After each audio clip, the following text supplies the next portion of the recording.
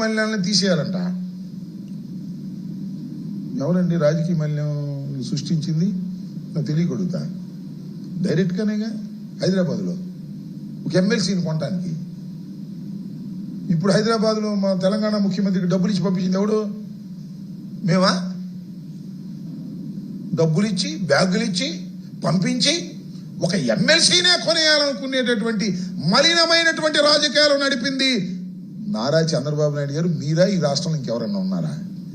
ఇంతకన్నా పచ్చి దగ ఏమన్నా ఉందా?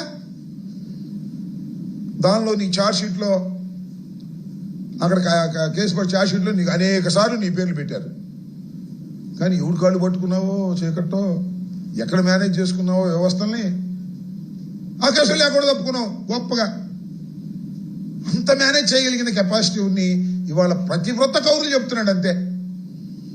రాజకీయ మలినాలను తీసేయాలంట, క్రిమినల్ని తోలేయాలంట.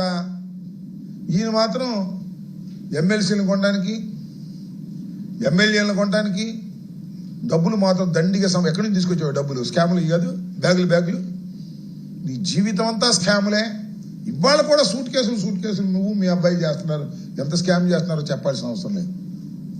నేను ఒకటి మనవి చేస్తున్నా, చంద్రబాబు నాయుడు గారు, జగన్మోహన్ రెడ్డి గారు ముఖ్యమంత్రిగా ఉన్నప్పుడు ఇవాళ లిక్కర్ స్కామ్ అంటున్నావు కదా, మొత్తం 20 డిస్టిలరీస్ ఉన్నాయి ఈ రాష్ట్రంలో. ఒక్క డిస్టిలరీకి కూడా జగన్మోహన్ రెడ్డి గారు పర్మిషన్ ఇవ్వాల. ఒక్క డిస్టిలరీకి కూడా. నువ్వు 14 డిస్టిలరీకి నువ్వు పర్మిషన్ ఇచ్చావు నీ హయాంలో. ఎప్పుడన్నా కానీ 14 ఊరిని ఇచ్చావు నువ్వు. క్యాష్ కొట్టి తీసుకోవాలా నువ్వు?